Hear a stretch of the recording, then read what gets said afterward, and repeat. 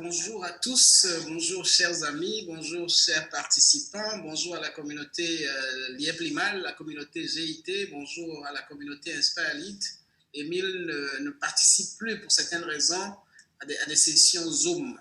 Et cette fois-là, il a dit qu'il va le faire, mais il ne va pas le faire, pas simplement pour la communauté, il va le faire en vue d'être équitable vis-à-vis de tous ceux-là qui le souhaitent, il va le faire pour tout le monde.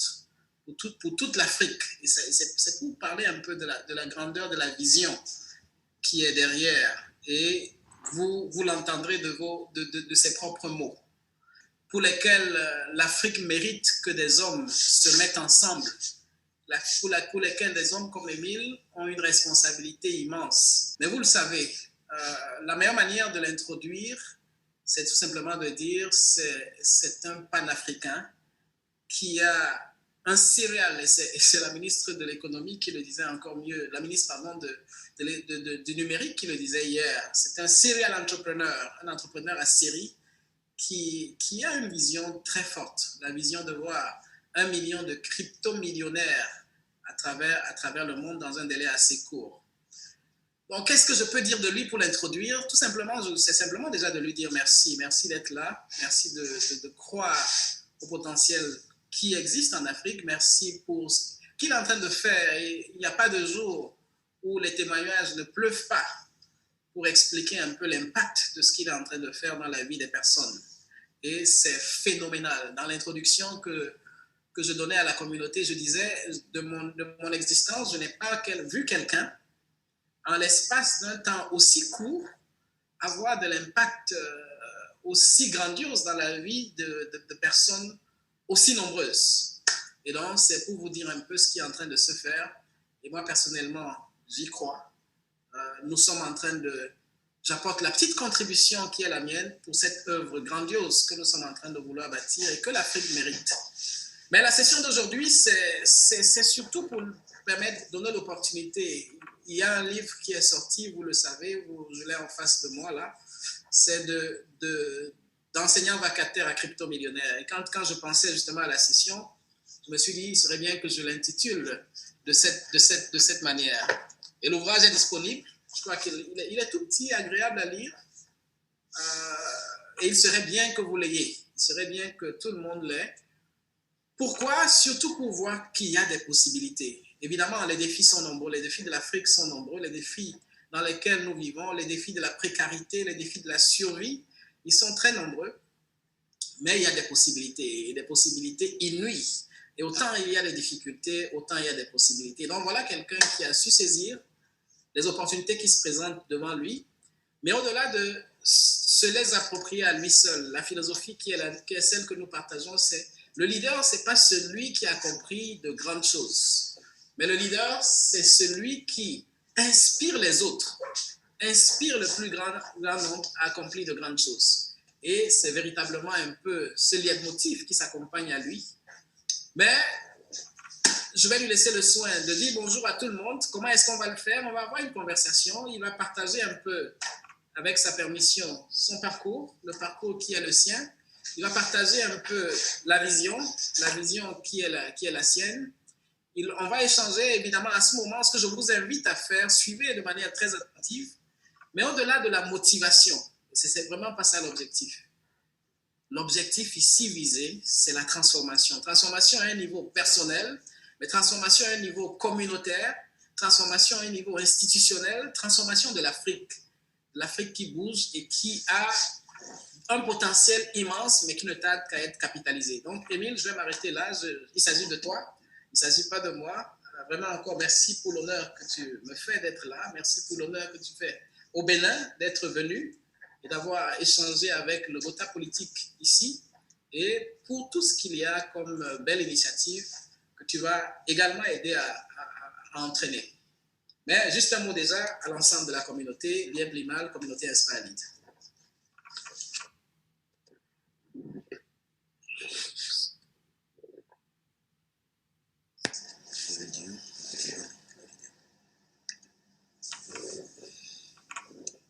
Alors, bonjour tout le monde. Bonjour à la grande communauté Lièvre-Limal. Bonjour à la très grande communauté de Inspire Lead, c'est ça? C'est bien ça. Voilà. Certainement, beaucoup d'entre vous me connaissent déjà. Je suis Émile Parfait-Sip, je suis le CEO de Global Investment Holding. Je suis le créateur de Simcoin, de Lieplumal et beaucoup d'autres entreprises. C'est ma première fois d'être venu ici au Bénin. Je crois que José a fait un travail formidable parce que lorsque je partais du Cameroun le 2 juin, je crois bien, mon itinéraire était le Togo, le Ghana, le Kenya, le Sénégal. Mais il m'a dit, tu ne peux pas faire ce tour d'Afrique de l'Ouest sans passer par le Bénin. Et donc, j'ai décidé de m'arrêter là. Et puis voilà, depuis 2-3 jours déjà que je suis au Bénin. Et tout se passe très très bien. Vous savez, comme j'ai l'habitude de le dire, aujourd'hui, l'idée, c'est de dealer avec les États, c'est d'exposer aux États notre vision, de leur montrer qu'on peut les accompagner.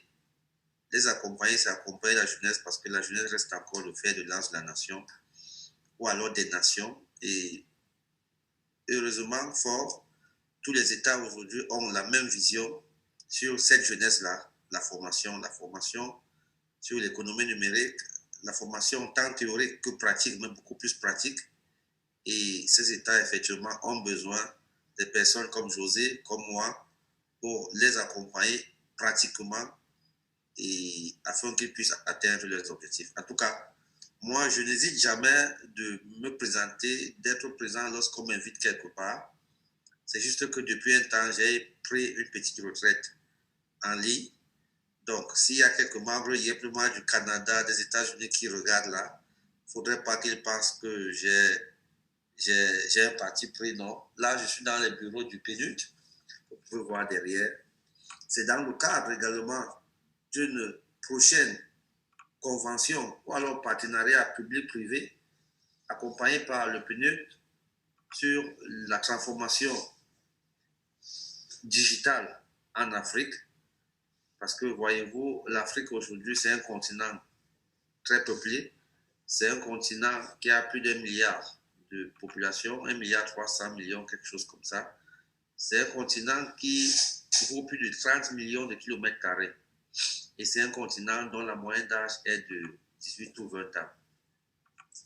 Généralement, j'aime bien le dire, c'est un continent qui va envahir et l'Europe et les États-Unis et l'Asie dans les 20-30 prochaines années parce que ici, la population est très très jeune. Et donc, il faut miser aujourd'hui sur cette jeunesse pour pouvoir transformer le continent africain dans 20 ou 30 ans. Il y a une pensée, généralement, que j'aime bien lire, qui stipule que nous sommes aujourd'hui, ce que nous sommes aujourd'hui est le résultat de ce que nous avons préparé hier. Donc, si dans 20 ans, dans 30 ans, on voudrait que le continent africain ait, n'est-ce pas, une place au soleil, il faudrait qu'on travaille aujourd'hui. Et travailler aujourd'hui, c'est miser sur la jeunesse. Voilà pourquoi je suis là, voilà pourquoi je me bats chaque jour, je me bats corps et âme pour que ce message puisse passer. C'est vrai, c'est difficile parce que je suis dans un secteur nouveau, mais également, j'essaie de faire un zoom sur d'autres secteurs qui ne concernent pas ce que je fais, en particulier l'économie numérique et particulièrement la finance décentralisée, pour démontrer qu'on peut partir de cette finance décentralisée, ce qui est virtuel pour le physique. En tout cas, je n'ai pas encore fait le 10e de mon parcours. Je vais continuer à travailler jusqu'au jour où le Seigneur va monter le souffle de vie. Sinon, je reste à votre disposition. Et certainement, ce n'est pas pour maintenant, il y a encore tellement de choses. Rendez-vous dans une 70e d'année. Dans 70 ans, le rendez-vous. Voilà. C'est pas maintenant. Mais avant d'aller à ce rendez-vous, il faudrait bien qu'on parle un peu du commencement. Oui. Et le commencement, c'est de vacataire, enseignant vacataire à crypto-millionnaire. Oui. Est-ce que tu pourrais un peu nous dire, et là je me fais un peu le rôle du journaliste, oui.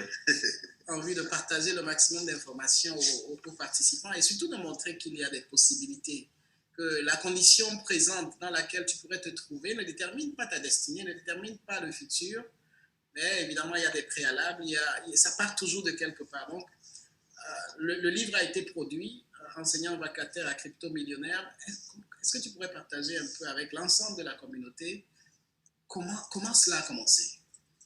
Alors, je suis né au Cameroun, à Douala. C'était le 1er mars 1983, je crois que c'était un mardi. J'ai grandi au Cameroun, à Douala. J'ai fait mon école primaire à Douala jusqu'au cours moyen 2. Je crois que c'était je ne me rappelle plus la date, c'était en 94 comme ça, quelque chose comme ça. Et puis,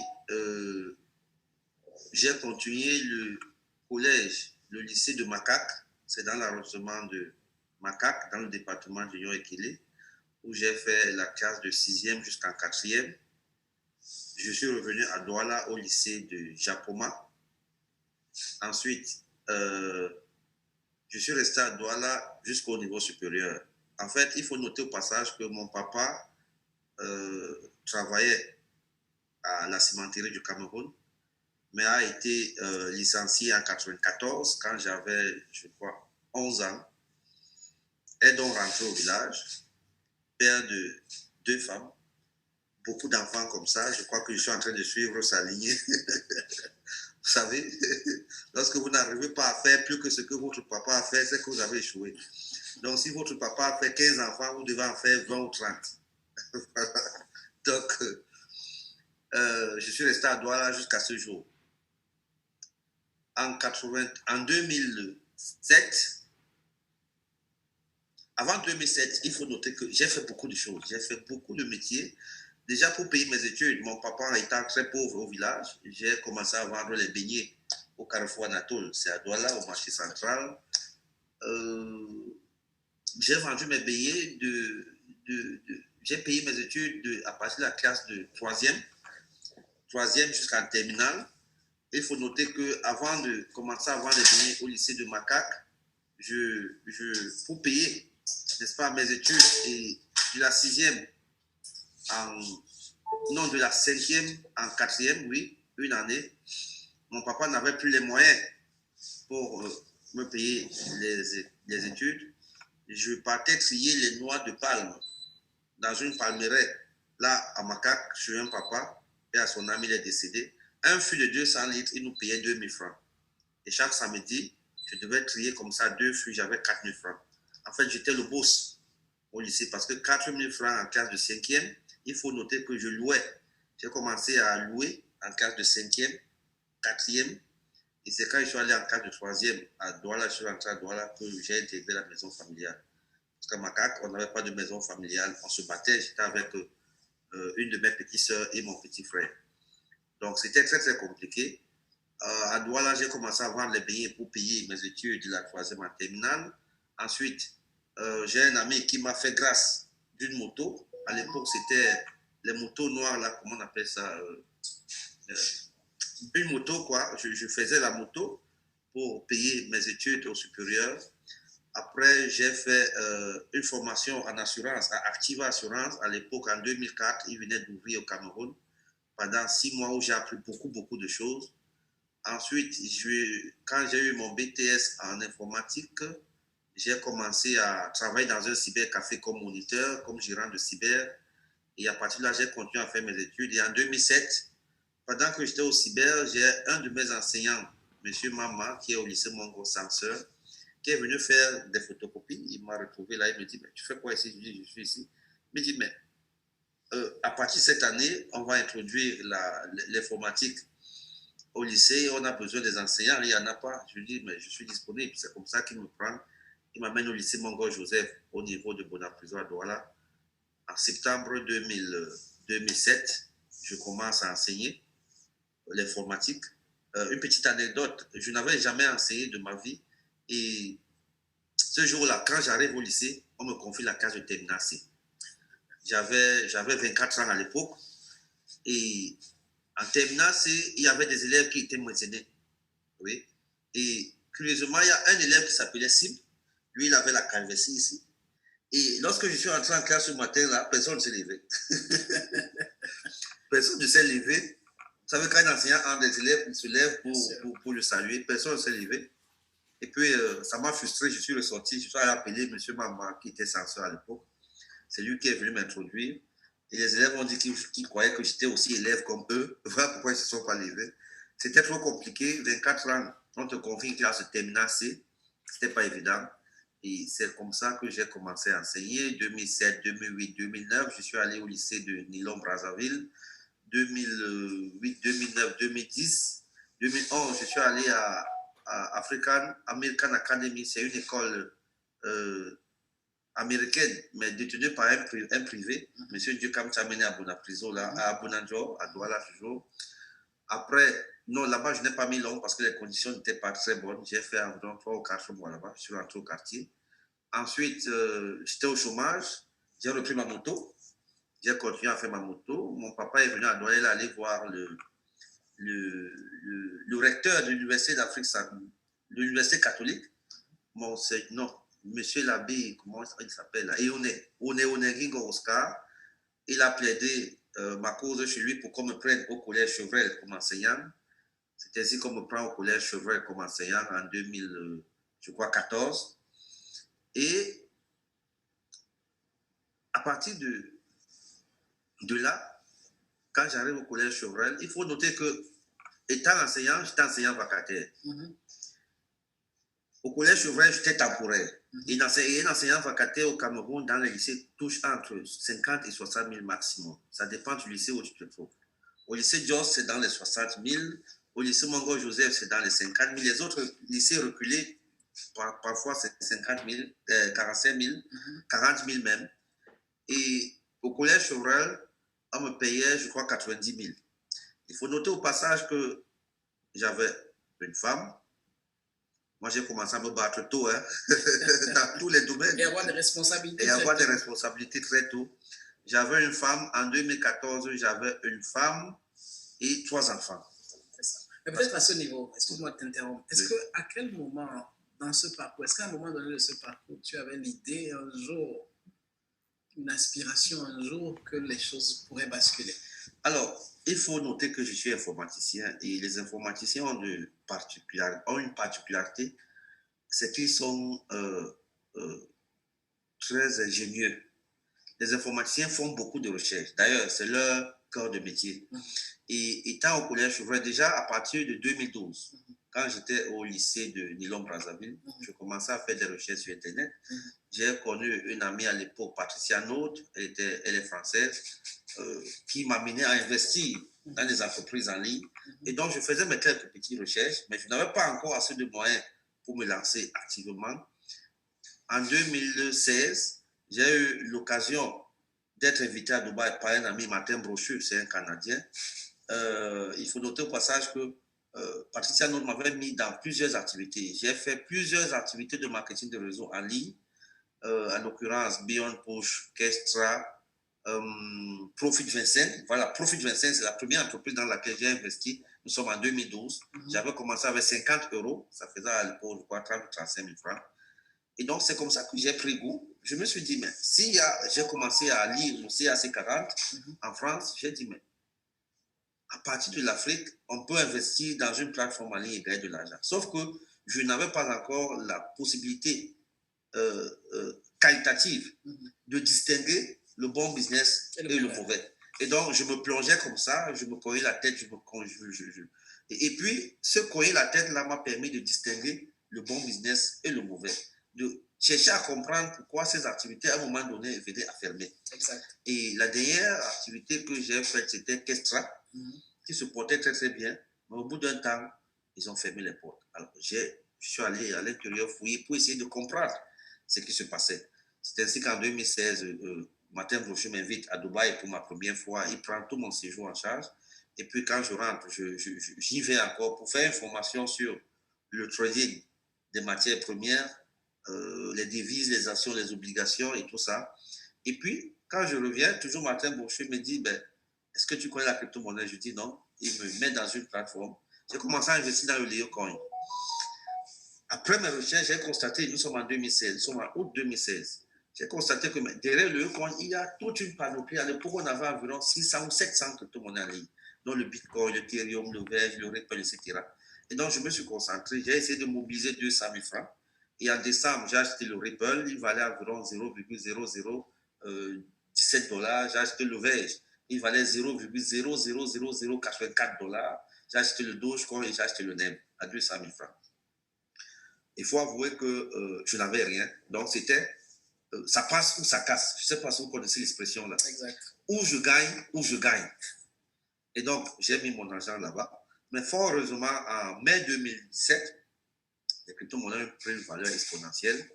Le Bitcoin, que j'ai connu à 100 $, est passé à 800, 900 $, 1000 $. Et je me suis retrouvé avec 29 millions. Il faut savoir que... De 200 000 à 29 millions. À 29 millions et demi. 29 millions et demi. Il faut noter que le marketing de réseau, j'ai commencé à le faire en 2012. J'ai commencé à investir dans des entreprises en 2012. Et ça m'a permis de comprendre beaucoup de choses à cause des échecs. Mais je veux dire, grâce à ces échecs, j'ai appris beaucoup de choses. J'ai appris à comprendre beaucoup de choses sur Internet. J'ai même appris à comprendre Internet. Le bienfait d'Internet, Internet, c'est une source intarissable de revenus. Si vous maîtrisez très bien l'utilisation d'Internet, vous êtes condamné à mourir riche. Formidable. Très, très riche. Et donc, en mai, il faut noter qu'en mai, quand j'ai 29 millions dans mon compte, c'est en ligne, dans mon compte Binance, je dis, mais est-ce que l'argent, si je peux le toucher? Alors, dans cette communauté-là, vous savez, on se connaît, c'est comme la communauté des pétroliers, la communauté de ceux qui vendent de l'or. X connaît que telle personne a telle quantité, etc. C'est ainsi qu'un papa m'appelle un soir, il me dit, Émile, oui, j'ai appris que tu as les crypto-monnaies. Je dis, oui, il me dit, je vais vous pousser 1 million.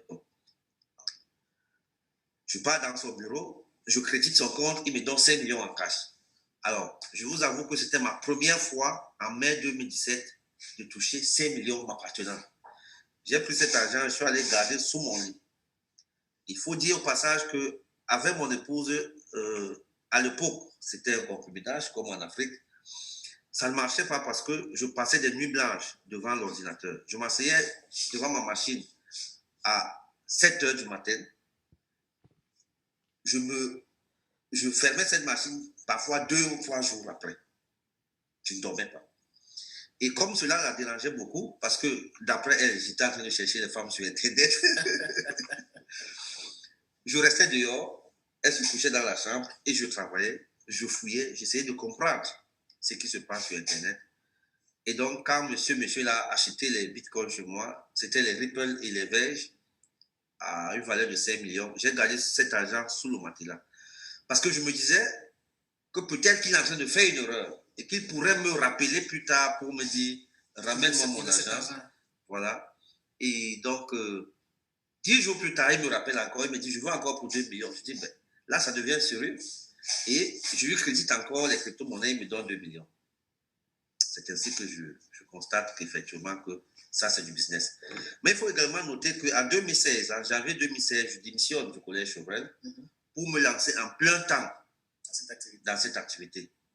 Et je commence à former les jeunes au CS de la cité SIC, vers l'université là-bas. À côté de chez moi. À côté, voilà. Je suis né. Donc, chaque soir, j'étais allé voir le délégué départemental à l'époque. C'était mon ancien censeur au lycée Bongo, on l'a nommé délégué départemental. Il m'a introduit chez le directeur de ce collège-là, ce CS-là.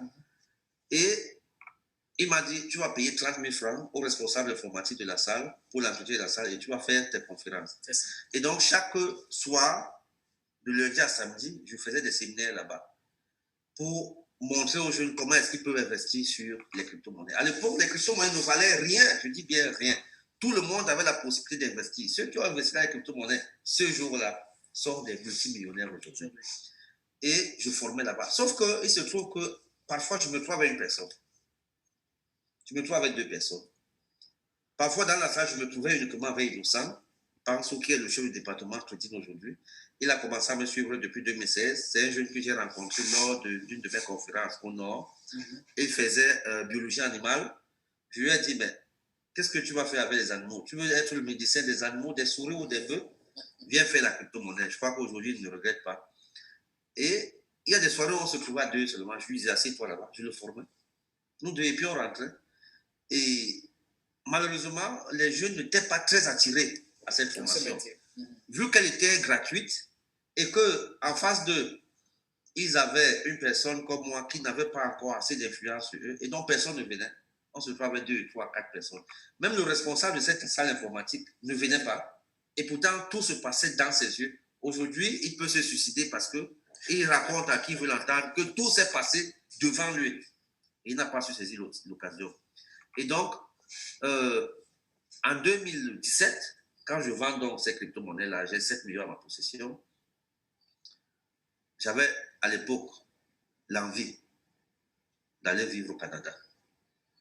Mais je me suis dit, si jamais j'arrive au Canada, déjà mes 7 millions vont se diviser par 4, 425, je crois que c'est ça la valeur du dollar canadien, et mon argent va diminuer. J'ai donc décidé de rester au Canada. Et je me suis dit, mais si moi, avec mes petits moyens, j'ai pu gagner ceci en un laps de temps, mais si je me concentre sur la formation des jeunes, en 10 ans, je peux avoir 10 millions de jeunes qui pourront devenir riches comme moi et cela peut aider au développement de l'Afrique. C'est comme ça qu'en août 2017, je décide de créer Global Investment Trading, une entreprise spécialisée sur le trading des crypto-monnaies, l'achat et la vente en temps réel. Et donc, du mois d'août au mois de novembre, je vendais uniquement les crypto-monnaies. C'est ça. Tu avais le cash, tu venais me donner, je te créais les crypto-monnaies. Ou alors, tu avais les crypto-monnaies, tu revenais me donner, et moi, je te donnais du cash. En fait, c'était comme un bureau de change. Et c'était un bureau environ de 14 à 15 mètres carrés. Donc, nous étions à l'intérieur 7 personnes. 5 jeunes de l'autre côté que je formais, une secrétaire et moi. Nous étions dans une même salle, comme celle-ci. Et ça a marché, sauf que entre août et novembre, beaucoup de personnes achetaient les crypto-monnaies par suivisme, ne comprenaient pas réellement le fond, les enjeux et ce que c'est qu'une crypto-monnaie. Et ça fait que lorsqu'ils achetaient, avant d'arriver chez eux, si c'était une perte, la monnaie perdait de la valeur et le lendemain, ils revenaient pour que je leur rembourse leur argent, considérant que c'était de l'arnaque. Et quand je refusais, ils m'amenaient à la gendarmerie et j'étais contraint de rembourser. Alors, j'ai réfléchi à partir du mois d'octobre. J'ai dit, si je continue comme ceci, je risque de perdre tout mon argent et puis je n'aurai rien fait. J'ai dit, comment est-ce que je peux faire pour que derrière cette situation, je crée une opportunité? Exact. Alors, j'ai réfléchi sur une plateforme qui serait un stabilisateur tel que n'importe qui puisse acheter un pack de crypto-monnaies dans cette plateforme qui ne fluctue pas. Et que comme je formais les jeunes là, eux, derrière s'occupent de contrôler la fluctuation de ces crypto-monnaies et qu'à cela, on promette un taux de rentabilité un peu plus fixe. C'est ainsi que je me mets au boulot. Je cherche des développeurs parce que moi, je suis administrateur du système et serveur réseau. J'ai donc cherché quelques développeurs, on s'est mis au travail. Et en novembre 2017, la même année, il n'y a plus mal à vue au jour. Il faut noter qu'au passage, quand je crée la plateforme, je commence à réfléchir sur le nom. Je dis, mais qu'est-ce que je vais donner comme nom à cette plateforme? Alors, je ferme mes yeux, je regarde mon passé. Je dis, mais hier, j'étais pauvre. Aujourd'hui, j'ai quand même de quoi manger 3 fois par jour. Je peux faire tout ce que je veux. Mais ça veut dire quoi? Mais ça veut dire que la pauvreté est finie chez moi. Et donc, il fallait trouver un mot qui puisse convenir. Refléter un peu l'expérience que tu as. Voilà. Refléter mon passé, refléter même mon présent et peut-être annoncer le futur. Tout à fait. J'ai baptisé cette plateforme l'IEPLIMAL. À l'époque, beaucoup de personnes m'ont dit, mais ce n'est pas un mot commercial, ça ne va jamais passer. L'IEPLIMAL, ça veut dire quoi? Comment je dis non? Au-delà même de gagner de l'argent, il faudrait qu'on commence à créer des solutions qui vont porter nos noms. Ou alors des expressions qui ont trait à nos langues maternelles. Tout à fait. Et en même temps, on va gagner de l'argent, mais en même temps, on va faire la promotion de la culture africaine. Tout à fait. Et même du tourisme africain. Voilà pourquoi dans l'IEPLIMAL, vous allez voir les packs qui portent les noms des capitales africaines. Parce qu'une fois, je suis à Yaoundé, j'ai un ami qui m'appelle des États-Unis, un Américain. Okay. Alors, je lui dis, je suis à Yaoundé. Il me dit, mais Yaoundé, c'est quoi? C'est-à-dire, pour lui, Yaoundé, c'était une boîte de chocolat ou c'était, je ne sais pas. Après, je dis, mais comment se fait-il que nous, les Africains, on connaît presque toutes les capitales des pays en Europe et aux États-Unis. Eux, ils ne connaissent pas les nôtres. J'ai dit, je vais créer donc une plateforme dans laquelle les pas vont porter les noms des capitales des pays africains, tels que dans 10-15 ans, tous les Européens, tous les Américains, tous les Asiatiques connaîtront les noms des capitales des pays africains. C'est ainsi que vous allez voir le parc Yaoundé, le parc Abuja, le parc Tana, le parc Porto Novo, le parc Abidjan. Et donc aujourd'hui, l'IEPMAL est devenu un label. 4 ans plus tard, nous sommes de novembre 2017. À ce jour, ça fait 3 ans, quelques mois, bientôt 4 ans, l'IEPMAL est devenu un label. L'IEPMAL aujourd'hui, bientôt vous allez voir les champagnes l'IEPMAL, vous allez voir les téléphones l'IEPMAL, vous allez voir les vins rouges l'IEPMAL, vous allez voir l'IEPMAL un peu de partout. Et je crois que c'est une fierté. Non seulement l'IEPMAL nous permet de sortir de l'encadrement financier, mais l'IEPMAL, c'est toute une histoire. Les gens prononcent l'IEPMAL sans connaître exactement ce qui est derrière. Mais je vous rappelle que, ou je vous informe que ma dernière fille, elle a 2 ans, elle s'appelle Odette l'IEPMAL Sim. Et il y a 10 ans, j'incarnais la pauvreté. Je dis bien j'incarnais la pauvreté parce que moi j'ai dormi dans les maisons. La maison de mon papa au village était faite en paille. Tel que quand il pleuvait la nuit, tu étais obligé de bien te ranger comme ça parce que l'eau qui partait de la toiture là allait te mouiller. Et j'ai fini par comprendre la maxime de Robert Kiyosaki qui dit si tu es né pauvre, si tu nais pauvre, c'est pas de ta faute. Mais si tu meurs pauvre, il faudra même qu'on tabasse ton cadavre parce que tu n'auras pas aidé l'humanité. Et ceux qui me connaissent il y a 10 ans et ceux qui me voient aujourd'hui, je suis d'accord avec eux qu'ils finissent par m'appeler sorcier. D'autres disent que je suis pédé, voilà, excusez-moi du terme. D'autres disent que je suis dans les sectes. Certains disent que, je ne sais pas, en tout cas, on m'a collé tous les mots. Exactement. Mais je crois que ce sont des personnes paresseuses qui ne croient pas en eux, des personnes qui ne croient pas qu'elles peuvent se transformer, tant personnellement que matériellement, même financièrement. Ce sont des personnes qui sont déjà mortes. Exact. Une personne morte n'est pas seulement celui qui est à la morgue, ou bien quand vous cessez de rêver, quand vous cessez de penser grand, pour moi, je vous considère comme déjà mort. Et donc, ce que je peux dire aux gens là aujourd'hui, c'est que quand je regarde mon histoire et que je regarde l'histoire des autres personnes, je dis, tout le monde peut réussir. Il faut juste parfois être au bon endroit, au bon moment. Et aujourd'hui, l'IEPMAL, ce n'est plus l'histoire de Sibébil parfait. Il y a un proverbe chez nous qui dit que quand la vipère en brousse, c'est la vipère des enfants, mais quand ça arrive à la maison, c'est la vipère des grandes personnes. L'IEPMAL n'est plus une affaire de Cibo aujourd'hui, l'IEPMAL, c'est une affaire mondiale. Et le travail que je suis en train de faire, c'est de me battre pour que les crypto-monnaies soient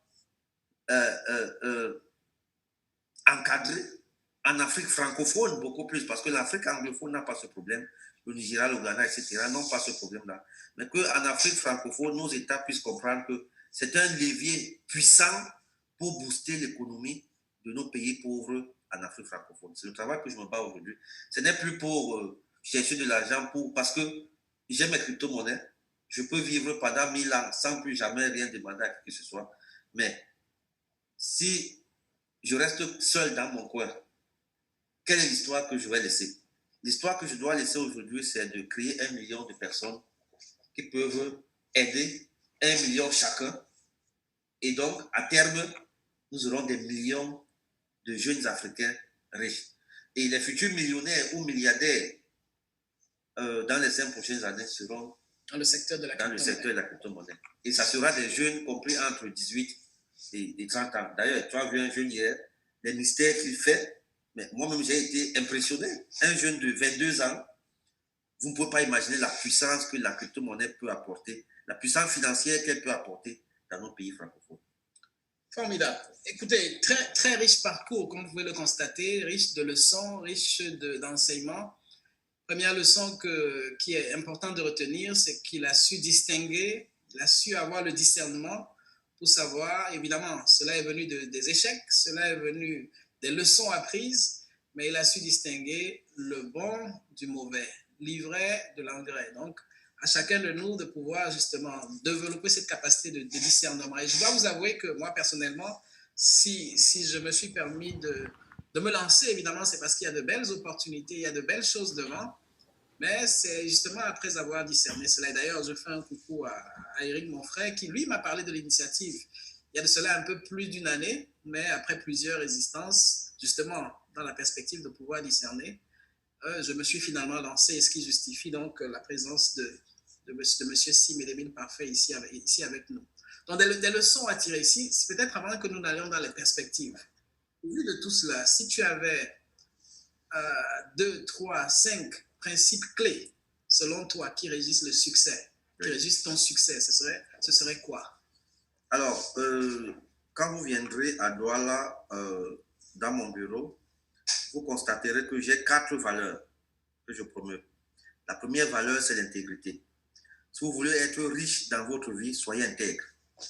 Soyez même intègre envers vous-même. Ne pensons pas toujours que l'intégrité, c'est envers d'autres personnes. Non, soyons intègres envers nous-mêmes. Si vous êtes intègre, je vous assure, vous êtes condamné à être riche. La deuxième valeur que je mets en avant, c'est la patience. Vraiment, en Afrique, malheureusement, on ne travaille pas sur des programmes sur du long terme. Tout le monde veut gagner de l'argent tout de suite. Mais, voyez-vous, pour avoir un baccalauréat, ça fait 6 ou 7 ans qu'on fait sur les bancs pour avoir un baccalauréat. Pour avoir un master 2, ça fait 5 ans de plus. Ça fait déjà, nous sommes à 12-13 ans. Pour avoir un doctorat, c'est plus de 15 ans d'études. D'autres font 18 ans d'études avant de commencer à gagner 300 ou 400 000 francs par mois. Comment voulez-vous travailler sur des projets qui vont vous donner de l'argent demain? Non. Il faut travailler sur des projets à long terme. C'est là où la Chine nous dépasse. La jeunesse chinoise se concentre, travaille sur des projets, 5 ans plus tard, deviennent automatiquement riches. Mais nous, on veut gagner de l'argent aujourd'hui. Donc, la deuxième valeur que je promeux, c'est la patience. L'intégrité, accompagnée de la patience. Ensuite, le courage.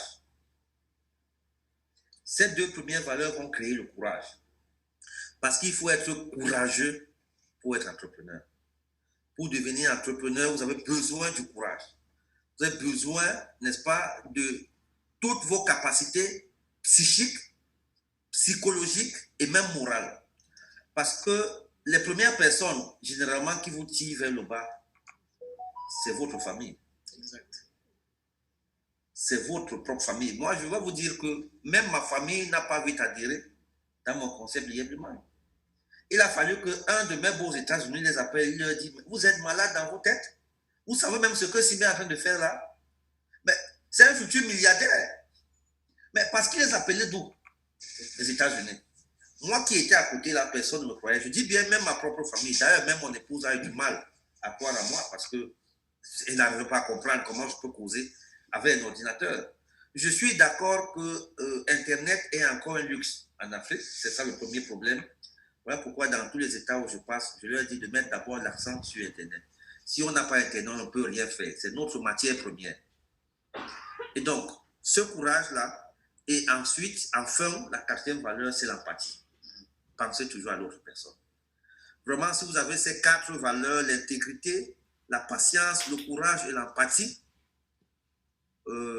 sauf si, mais même si vous êtes maudit au village, non, ça ne va pas arriver. Une autre petite anecdote, je ne sais pas si je te l'ai raconté hier, c'est une histoire, une petite histoire de quelqu'un qui allait voir un marabout et lui dit, il voudrait connaître son avenir. Comment est-ce qu'il sera dans 5 ou 10 ans? Alors le marabout a tracé 2 cercles comme ceci. Il a mis un mille-pattes au milieu. Il lui a dit, si le mille-pattes entre dans le cercle de gauche, ça veut dire que tu vas mourir pauvre. Ça veut dire que ton avenir est noir. Tu ne peux plus rien. Tu as été maudit, tu as été cela. Tu ne pourras rien faire de ta vie. Mais si le mille-pattes entre dans le cercle de droite, sache que ton avenir sera très promoteur. Tu seras riche, tu seras ceci. Alors, le marabout a pris son grille, il a commencé à taper. Mille-pattes, montre-nous l'avenir de ce jeune homme. Quelques temps plus tard, le marabout, le mille-pattes a pris la direction vers le côté gauche, vers le cercle de gauche. Avant qu'il ne mette ses pattes sur la ligne du cercle, le gars qui était en face, il a porté le mille-pattes, il a mis sur le cercle du côté droit. Le marabout dit, tu es en train de gâter les Grecs. Il dit, mais non, je ne peux pas voir mon avenir en train d'aller pour être sombre et je reste les bras croisés. Non. Il a pris le mille pattes, il l'a mis dans le cercle du doigt, il a dit au marabout, le mille pattes est ici et je serai riche. Formidable. La richesse ici chez nous, ce n'est pas absolument de construire les immeubles. Ce n'est pas absolument d'acheter les villes. Non. C'est de pouvoir être financièrement libre, indépendant. C'est de pouvoir aider sa famille, c'est de pouvoir aider ses alentours, c'est de pouvoir se nourrir. Parce qu'en Afrique, je vous assure, on n'arrive pas à manger 3 fois par jour. Les familles les plus modestes mangent 2 fois par jour lorsqu'on fait la moyenne. Et c'est très dangereux. Donc notre richesse ici, c'est pour que tout le monde puisse se développer, tout le monde puisse intégrer ces 4 valeurs afin que l'Afrique, dans les 20-30 prochaines années, connaisse un boom financier. Donc voilà mes 4 valeurs. Formidable. Écoutez, chers amis, vous qui avez l'honneur, le privilège de suivre cet échange avec Émile Parfait, voilà les valeurs qui ont incarné son parcours, qui lui ont permis en si peu de temps, et je crois que c'est ce qui est le plus impressionnant quand il parle. Est-ce que vous vous rendez compte qu'il s'agit de 2017 à 2021, en si peu de temps? Évidemment, en si peu de temps. Bien sûr qu'il faut être patient, il faut avoir le courage et la capacité d'oser et de démarrer des choses. Il faut pouvoir avoir des valeurs d'intégrité, et voilà ce qu'il met au centre. Et il faut pouvoir justement continuer de se développer, continuer de grandir dans la perspective de pouvoir produire une explosion de performances et une explosion de résultats avec une dose d'empathie vis-à-vis des autres. Le grand leader, je le dis encore, n'est pas celui qui accomplit de grandes choses, mais le grand leader, c'est celui qui inspire une grande communauté de personnes à accomplir de grandes choses. Et c'est la responsabilité qui s'attache à chacun de nous ici présents. L'objectif, 1 million de crypto-millionnaires, mais des leaders crypto-millionnaires qui produisent de l'influence. Et c'est ainsi que l'Afrique va grandir. Et parlant d'Afrique, donc peut-être un petit mot, Émile, que tu pourrais dire, des perspectives. Qu'est-ce que tu vois devant? Qu'est-ce que tu vois devant toi? Moi, je me souviens, on discutait hier, et il me disait, José, écoute, là, c'est le 10e encore, ou bien même le millième de ce que nous sommes en train de vouloir faire. Et dans ce sens, il y a un gros chantier. Et je peux vous dire à tous, chacun de vous qui êtes là, vous êtes au bon endroit. Vous avez une opportunité inouïe d'être là où vous êtes, d'écouter ce que vous êtes en train d'écouter, mais au-delà d'écouter, d'actionner. S'il y en a parmi vous encore qui n'avaient pas pris l'initiative de vous engager dans ce beau chantier, s'il vous plaît, mettez la main dans la main de celui-là qui vous a invité, de manière à ce qu'ensemble, et c'est ça l'objectif, qu'ensemble nous puissions construire une Afrique prospère, une Afrique à la hauteur du potentiel dont elle dispose. Et c'est dans cette perspective que je te demande, Émile, qu'est-ce que tu vois devant? Quelles sont les perspectives qui s'offrent? Avant de dire ce que je vois devant, je vais un peu retracer jusqu'à ce jour ce que j'ai pu bâtir. Je suis le chairman, le président de Sim Group. Sim Group, c'est un groupe d'entreprises qui compte, je crois, 22 entreprises dans tous les secteurs d'activité que vous pouvez imaginer. Vous savez, les crypto-monnaies m'ont permis de construire beaucoup de choses. J'ai commencé par l'immobilier en créant SimCity. SimCity, c'est une société civile immobilière qui est chargée de construire pour les membres YEPLIMAL en particulier, mais pour tout le monde en général. Vous savez, l'une des choses les plus difficiles à gérer dans la vie, c'est l'argent.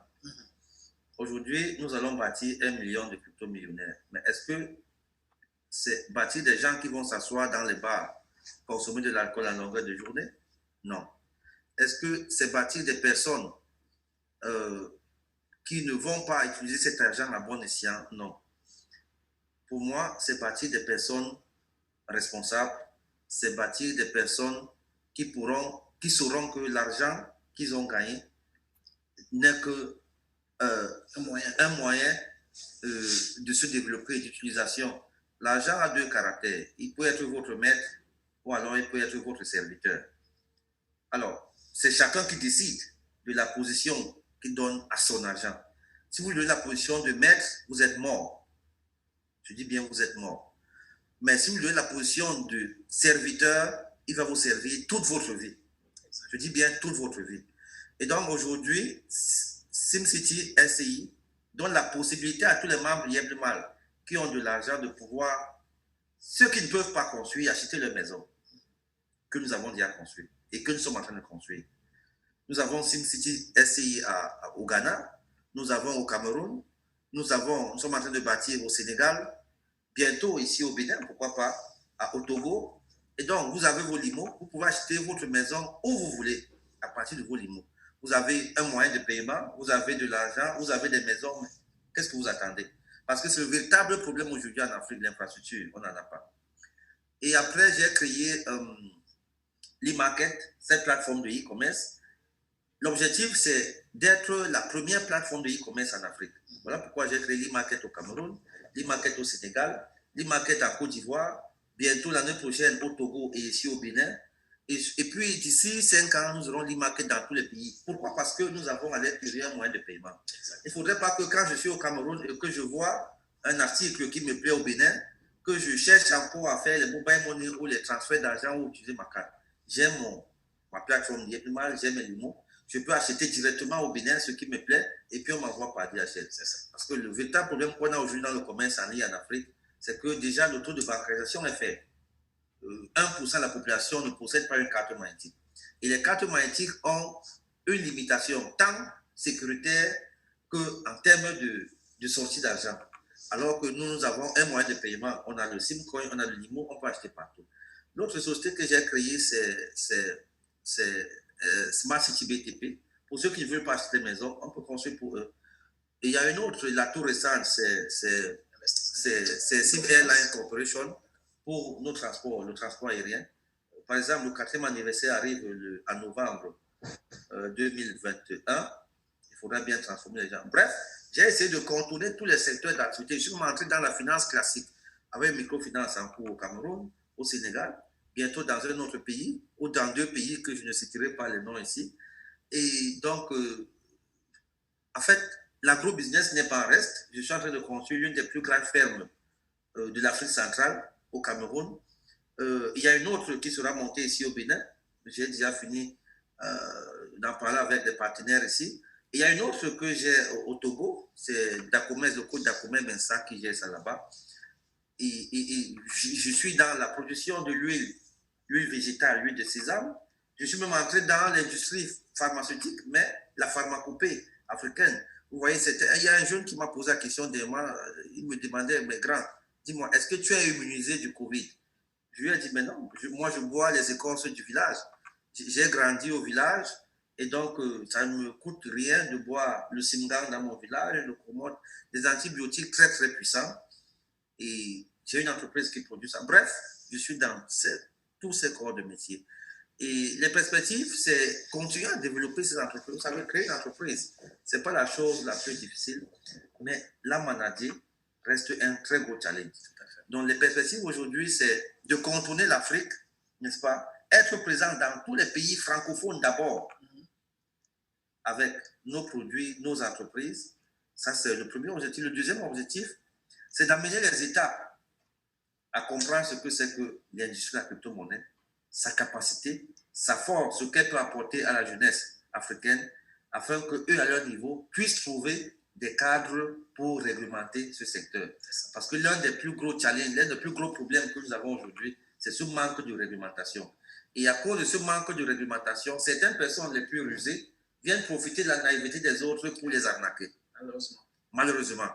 Donc, pendant que nous apportons un travail formidable pour accompagner les États, d'autres viennent plutôt salir ce que nous sommes en train de faire. Et croyez-moi, une dent pourrie dans une bouche gâte toute une bouche. C'est le véritable problème que nous avons aujourd'hui. Mais je crois que les États sont à notre écoute. Ils nous suivent. D'ailleurs, ici au Bénin, j'ai été reçu par plusieurs ministres. Dans d'autres pays également, au Ghana, où j'étais, en Centrafrique, au Cameroun, nous sommes en train de nous battre pour leur expliquer, parce que voyez-vous, c'est une activité jeune. C'est une activité qui n'existe que depuis 12 ans. C'est une activité qui manque même de cadre réglementaire dans les pays occidentaux. Combien de fois l'Afrique? Donc, essayons de les comprendre, donnons-leur du temps, restons juste intègres, focus dans ce que nous faisons. Je crois qu'avec le temps, ils comprendront qu'il n'y a pas moyen de contourner que de sortir le cadre réglementaire Et d'ailleurs, ce n'est pas interdit. Ce qui n'est pas réglementé ne veut pas dire que c'est interdit ou bien c'est illégal. Non, ce n'est pas interdit. Mais ce n'est que notre intégrité, notre fidélité, notre niveau de sérieux qui va les pousser, n'est-ce pas, à s'asseoir et à réfléchir là-dessus. Donc voilà l'un des challenges que j'ai aujourd'hui. D'ailleurs, c'est même le premier à mener les États à comprendre que la crypto-monnaie, ce n'est plus le futur, mais c'est le présent. Exactement. Hier, c'était la ruée vers l'or, le diamant, le pétrole. Aujourd'hui, c'est la ruée vers les crypto-monnaies. Il n'y a rien à faire. C'est une révolution numérique, digitale. On ne peut rien. Je dis bien, on ne peut rien. Qu'on le veuille ou pas, on va finir par là. C'est une condition sine qua non.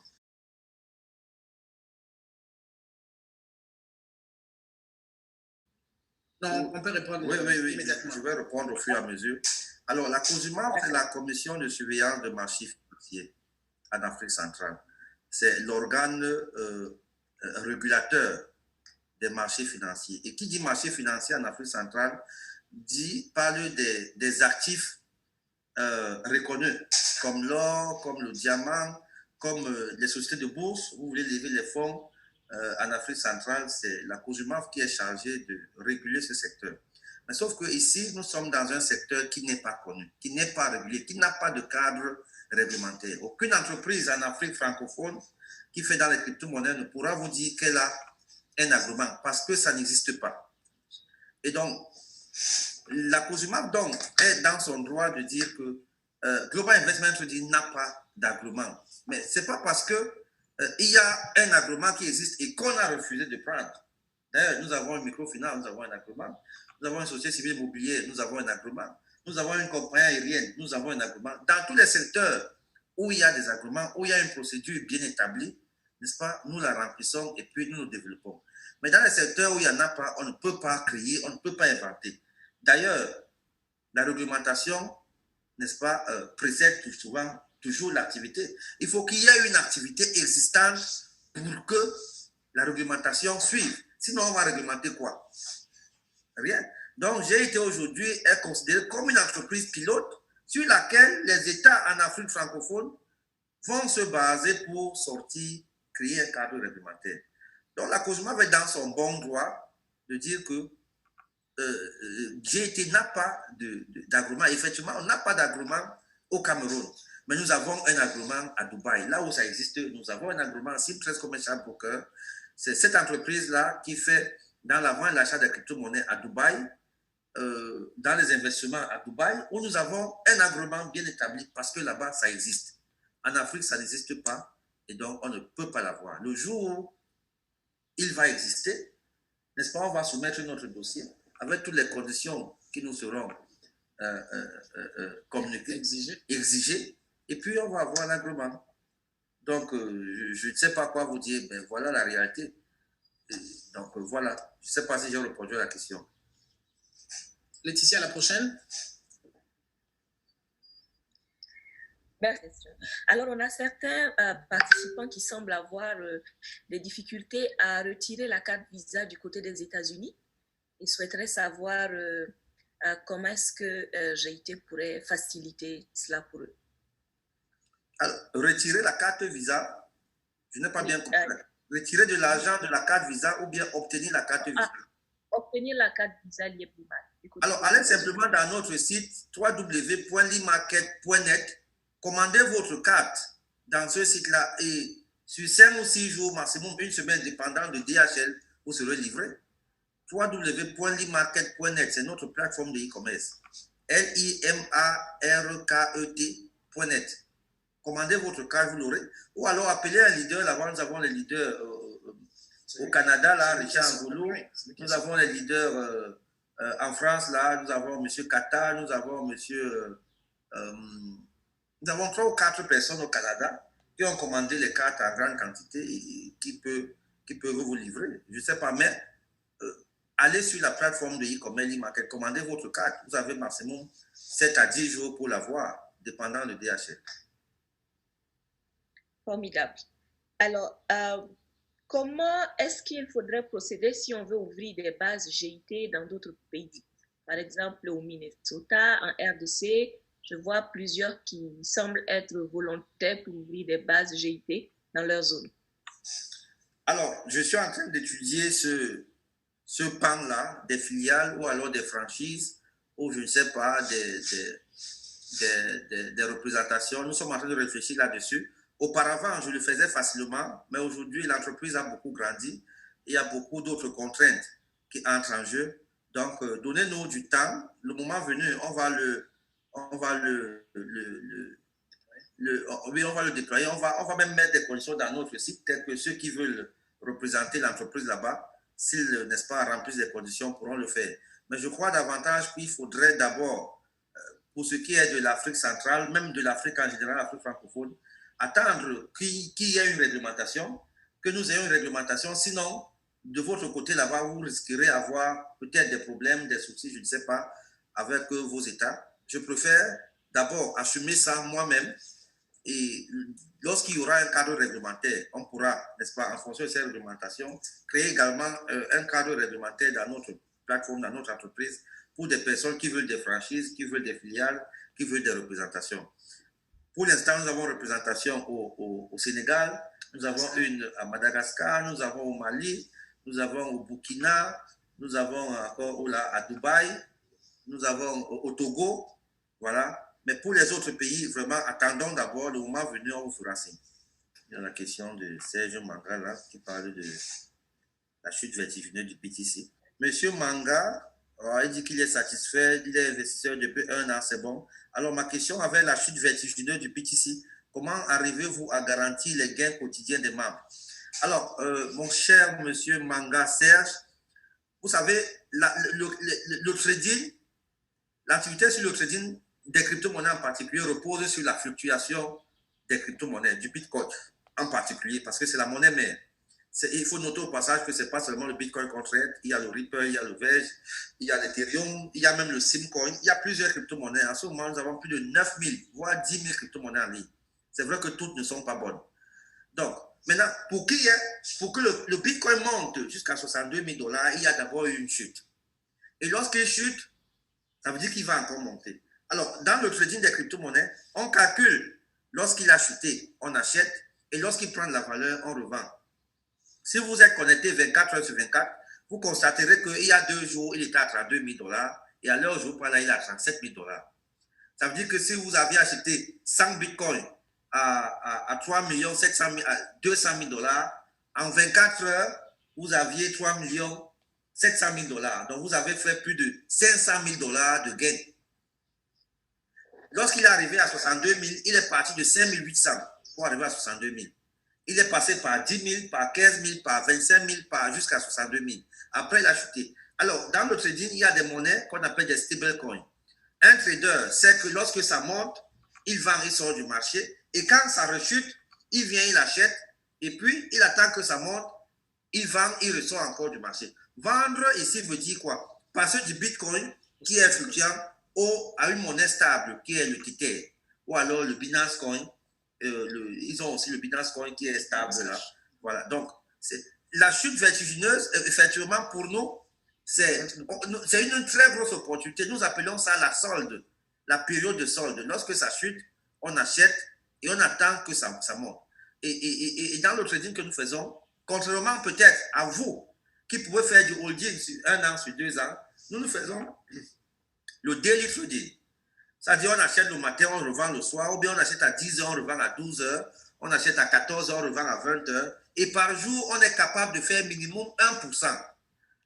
Donc, pour conclure, il faut dire que le Bitcoin monte, qu'il chute, on est gagnant. C'est-à-dire, on gagne quand il monte, on gagne également quand il chute. Lorsqu'il est monté à 62 000, si j'avais 1500 bitcoins ou 2000 bitcoins, je n'ai pas dit que c'est ce que j'ai, hein, mais je dis si j'avais 2000 bitcoins et que j'ai vendu, vous convenez avec moi que lorsqu'il chute à 32 000, les 2000 bitcoins me permettent d'acheter encore moins 1000 bitcoins et je me trouve à 3000 bitcoins. C'est-à-dire la quantité augmente, quelle que soit la valeur. Donc la chute du bitcoin ne doit pas vous faire peur. Au contraire, vous devez applaudir et vous dire que c'est une période où j'ai été encore en train d'acheter en grosse quantité pour attendre une prochaine montée.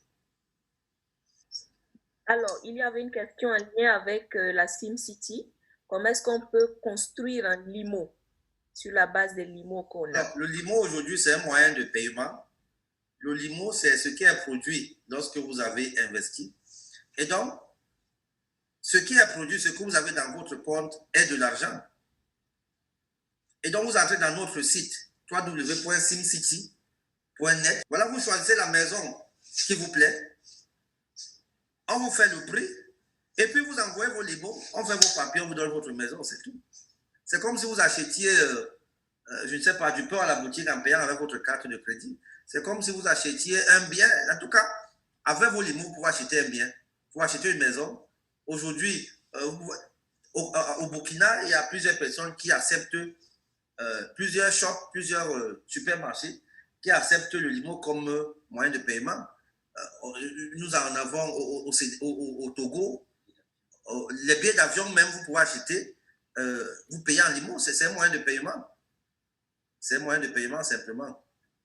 Vous achetez une maison à SimCity, vous nous envoyez vos limos, et puis on fait vos papiers, on vous donne votre maison, c'est tout. C'est comme si vous nous envoyez les dollars américains ou bien les euros, c'est la même chose. Quoi qu'il en soit, les amis, il y a de belles initiatives qui sont en cours. Il y a un chantier énorme qui est en cours. Évidemment, il y a des résultats déjà et les témoignages sont là très nombreux pour confirmer le bien que l'IEP Limal, le bien que les différents produits sont en train d'accomplir dans la vie des uns et des autres.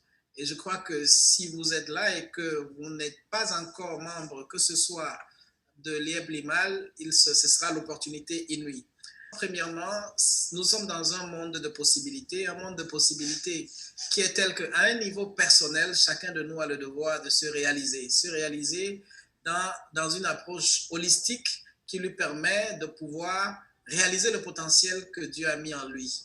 Et avec des opportunités comme celle-là, il n'y a pas de raison, il n'y a plus de raison pour qu'un individu ne réalise pas ses rêves. Et c'est ça l'objectif numéro 1. Et maintenant, la balle est dans le camp de chacun de nous. À un moment donné, il faut assumer, il faut prendre la responsabilité de sa vie, il faut démarrer l'initiative, il faut y travailler et c'est le travail que chacun de nous est en train de réaliser, c'est le travail qu'Émile est en train de réaliser, c'est le travail que vous, chacun de vous devrez réaliser dans la perspective de construire quelque chose de phénoménal. Et dans ce sens, il y a de belles choses, ça je peux vous le dire. Je préfère ne pas encore l'annoncer ici, mais il y a de très belles choses qui sont envisagées et il faut être là, il faut être présent, il faut prendre le risque, il faut oser. Ok les amis, peut-être Émile, avant qu'on ne passe au programme de la journée qui est assez chargé, un mot, déjà peut-être 2 mots, ton séjour au Bénin, comment cela a été? Et puis, toute cette communauté Inspire pour laquelle, Inspire et surtout l'IEP Limal pour laquelle tu as été à dessein un peu absent, si tu avais un mot à leur dire, ce serait quoi? Alors, je vais d'abord saluer la communauté des membres de l'IEP Limal au Bénin. Me voici enfin au Bénin, après 4 ans. Je crois que le premier membre de l'IEP Limal au Bénin s'est inscrit en décembre 2017 à la création même. C'est hier que je l'ai su. C'est une très grosse autorité d'ici. Et je n'étais jamais venu ici. Je suis allé dans tous les pays faire les conférences, sauf au Bénin. Je m'en excuse parce que vous direz certainement que je vous ai négligé. Non, c'était simplement parce que je n'avais pas encore l'opportunité de venir ici. Aujourd'hui, grâce à José, j'ai eu cette opportunité d'être au Bénin et je suis là. Donc, comme je l'ai dit tout à l'heure, mon dernier mot peut-être serait de vous dire que tout le monde peut devenir ce qu'il veut. Tout le monde peut devenir ce qu'il veut. Si vous voulez devenir financièrement libre, vous pouvez l'être. Si vous voulez devenir nul dans votre vie, vous pouvez l'être parce que c'est vous le seul maître de votre destin. Prenez l'anecdote du mille-pattes avec ces 2 cercles-là et voyez si vous allez laisser le mille-pattes entrer devant vos yeux dans le cercle nul qui va vous conduire dans la pauvreté à vie, ou alors vous allez le prendre avec vos 2 mains, le mettre dans un cercle qui va vous accompagner dans la liberté financière. Qui dit liberté financière, n'est-ce pas, dit plusieurs atouts, plusieurs possibilités parce qu'aujourd'hui, nous sommes à un siècle de plusieurs possibilités. Et Internet reste, j'aime bien dire que c'est un gâteau qui est là comme ça dans l'espace et ne vous appelle que de venir le couper. Et vous coupez la tranche que vous voulez. On ne vous impose pas, vous pouvez même tout couper, mais vous ne pouvez pas tout prendre parce que c'est un gâteau qui est là. Tout le monde peut le prendre comme il veut. Donc, restez focus dans ce que vous faites. Soyez très, très vigilants. Sur Internet, il y a beaucoup d'arnaques. Autant Internet a beaucoup de bienfaits, autant il a également, n'est-ce pas, un côté négatif très, très poussé. Mais ne vous concentrez pas sur le côté négatif. Concentrez-vous sur le côté positif parce que le succès n'est pas seulement, la réussite n'est pas d'aller de succès en succès, mais généralement, c'est de pouvoir se relever quand on tombe.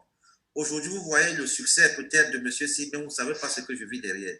Si je me mets à vous raconter ce que je vis derrière, je ne suis pas sûr que ça sera dans l'optique de vous encourager à entreprendre. Non. Un entrepreneur, c'est quelqu'un qui prévoit ses obstacles. Et il y a plus d'obstacles dans l'entrepreneuriat que d'opportunités. Je dis bien, il y a plus d'obstacles. Si vous n'êtes pas fort psychologiquement, si vous ne croyez pas en vous, si vous ne croyez pas en ce que vous faites, vous risquez d'abandonner quand vous voulez déjà réussir. Donc, restez focus, restez fort, restez courageux. D'ailleurs, je vous ai donné les 4 valeurs. Soyez intègre envers vous-même. Soyez très, très sérieux. Tous ceux qui ont été sérieux avec moi depuis 4 ans sont multimillionnaires. Tous ceux qui ont essayé de jongler sont restés là où ils sont depuis 4 ans. Donc, soyez intègre, soyez patient surtout, soyez courageux et enfin, pensez à d'autres. Voilà pourquoi chez nous, j'ai fini par dire « Nul n'a le droit d'être heureux tout seul ». C'est ça notre slogan. Nul n'a le droit d'être heureux tout seul. Et puis, pour nous comprendre, il faudra nous suivre. Merci beaucoup. Merci, José. Merci, Emile. Très bon samedi à tout le monde. Très bon dimanche et rendez-vous au sommet. Formidable. Écoutez, c'était un plaisir immense de vous avoir, chers amis. Nous avons une responsabilité et je voudrais que vous soyez conscients de cela. Nous avons une opportunité très belle. L'opportunité, c'est de pouvoir produire la richesse à un niveau personnel. Mais nous avons une responsabilité. Et la responsabilité que nous avons, c'est de faire de l'Afrique et de changer le narratif qui est dit au sujet de l'Afrique. Et c'est peut-être pour ça que nous faisons ce que nous sommes en train de faire. Changer la définition qui est donnée à l'Afrique, une terre d'opportunités, une terre de personnes intègres, de personnes de valeur. Et c'est un peu la direction que nous voulons faire prendre à l'Afrique. Et c'est pour ça que nous sommes là. Et donc, chers amis, merci grandement à chacun de vous d'avoir pris du temps pour nous écouter, de participer à ce programme. Et on est dans une direction de bâtir des leaders qui influencent, des leaders qui ont des valeurs qui ont été partagées tout à l'heure, et des leaders qui ne sont pas là prêts à commander, mais qui ont la politique de leurs moyens. Et maintenant, ça, c'est plus l'obstacle. Donc, merci à tous.